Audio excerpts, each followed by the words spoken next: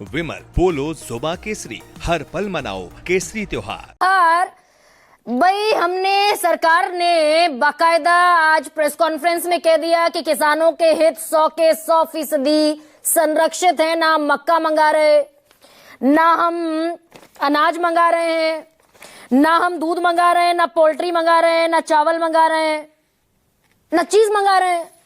100% आपके हित सुरक्षित हैं और संरक्षित हैं। देखिए गरिमा जी, अमेरिका की एग्रीकल्चर सेक्रेटरी ब्रूक रॉलिंस कह रही हैं कि अमेरिका के किसानों को एक बहुत बड़ा मार्केट मिल गया है भारत के तौर पे, और अब अमेरिकन एग्रीकल्चर प्रोडक्ट्स को एक्सपोर्ट किया जाएगा भारत के बाजार में। दूसरी तरफ पीयूष गोयल जी, हमारे वाणिज्य मंत्री, कह रहे हैं कि भारत के किसानों के हक पूरे तरीके से सुरक्षित हैं। डेयरी सेक्टर को, एग्रीकल्चर सेक्टर को पूरे तरीके से प्रोटेक्ट किया गया है। तो मामला अब ये है कि सच्चाई क्या है, क्योंकि दोनों तरफ से अलग अलग बातें आ रही हैं। वो सच्चाई समझने के लिए हमें भारत और अमेरिका की जो साझा स्टेटमेंट है उसको एक बार देखना पड़ेगा, उसको एक बार पढ़ना पड़ेगा। उसमें एक बड़ी महत्वपूर्ण लाइन लिखी हुई है। उसमें लिखा गया है कि India agrees to address the non tariff barrier on US food and agriculture products. ये बहुत खतरनाक लाइन है। नॉन टैरिफ बैरियर क्या होते हैं और वो क्यों लगाए जाते हैं, उसको जरा हम समझ लें। ट्रेड में उनका क्या अर्थ होता है। देखिए, अमेरिका जैसे जो देश है, अन्य पश्चिमी देश हैं, वहां पे किसान को भारी भरकम सब्सिडी दी जाती है। अभी दिसंबर 2025 में फार्मर्स ब्रिज असिस्टेंस प्रोग्राम के तहत अमेरिकी सरकार ने अमेरिकन फार्मर्स को 12 बिलियन यूएस डॉलर यानी लगभग 1 लाख करोड़ रुपए की डायरेक्ट कैश ट्रांसफर किया क्रॉप लॉस के नाम पे। और ओवरऑल कई रिपोर्ट्स ये कहती हैं अमेरिका में किसान को सालाना 80 लाख रुपए की सब्सिडी मिलती है। वहीं दूसरी तरफ भारत में डायरेक्ट इनडायरेक्ट तौर पे मात्र 14,000 रुपए की सब्सिडी मिलती है। इसलिए भारत के किसानों को प्रोटेक्ट करने के लिए ये इंपोर्ट ड्यूटी लगाई जाती है, नॉन टैरिफ बैरियर लगाए जाते हैं, ताकि जो अमेरिका से यहाँ पे एग्रीकल्चर प्रोड्यूस अगर आता है तो उसका यहाँ का जो प्राइस हो यहाँ आने का, वो हमारे यहाँ के एमएसपी से कम ना हो। क्योंकि मान लीजिए किसी फसल का एमएसपी 2,500 रुपए है और अमेरिकन कंपनीज उसको यहाँ पे 2,000 में ला देती हैं, तो फिर भारत के किसान की फसल को तो कोई खरीदेगा नहीं। इसलिए उस पर नॉन टैरिफ बैरियर लगाए जाते हैं। जैसे उसमें एंटी डंपिंग लॉ भी आता है कि भाई आप कोई डंप नहीं कर सकते बहुत ज्यादा माल। अपने किसानों को सब्सिडी देना भी आता है। बाहर से जो चीजें इंपोर्ट होंगी उस पर लिमिट लगाना भी आता है। तो भारत सरकार ने तो ये मान लिया कि ये नॉन टैरिफ बैरियर है, हटाने को लेके इस पे हम विचार करने के लिए, चर्चा करने के लिए तैयार हैं। अब उदाहरण के तौर पे आप देखिए, आपने कहा सोया नहीं मंगवाएंगे ये, लेकिन सोया ऑयल मंगवाएंगे। सोया की तो डायरेक्ट उतनी कंजम्पशन होती नहीं, सोया ऑयल की होती है।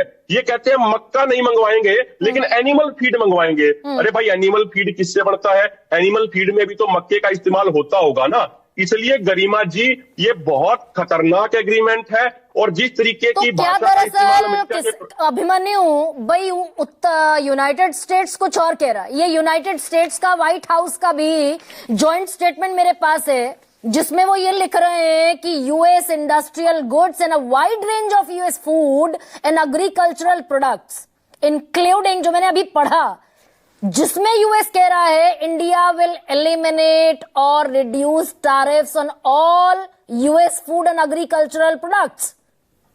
अमेरिका ये लिख रहा है।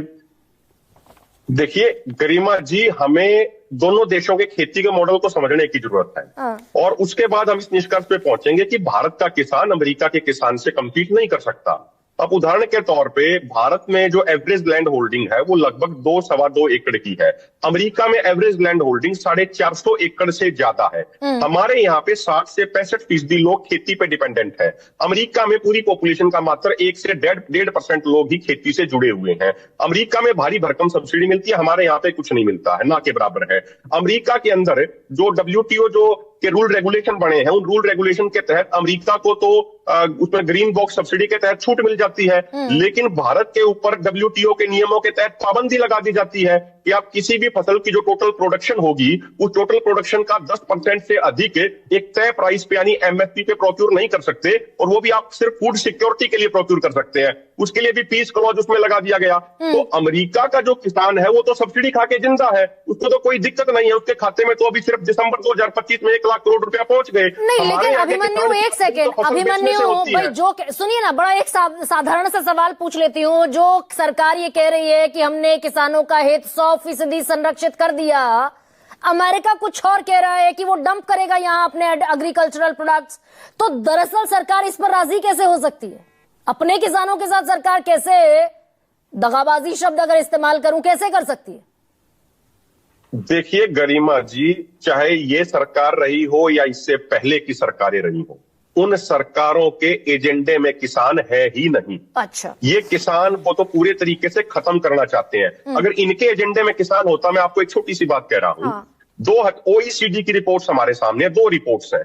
वो एक रिपोर्ट कहती है कि 2000 से लेकर 2017 तक जिस एमएसपी का वादा भारत की सरकारों ने भारत के किसानों के साथ किया, यदि वो एमएसपी भारत के किसानों को मिला होता तो भारत के किसानों को 45 लाख करोड़ रुपए प्रायोरिटी में किसान नहीं है, लेकिन यहाँ तो दरअसल तेल पर भी हाँ, गरिमा जी, मैं कंक्लूड कर दूं बस जी।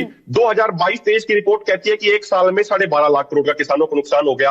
और 2022 के अंदर एमओएस फाइनेंस भगवत सिंह कराड़ जी संसद में कहते हैं कि भारत के किसानों के ऊपर टोटल आउटस्टैंडिंग लोन मात्र 18.4 लाख करोड़ है। तो जितना हमारे ऊपर कर्जा है उसे 3 से 4 गुना ज्यादा तो सरकारों ने हमें दिया ही नहीं, हमें एमएसपी से वंचित करके। तो यदि किसान सरकारों के एजेंडे में होता तो हमारे ये हालात ना होते और 7 लाख किसानों को सुसाइड ना करना पड़ता। तो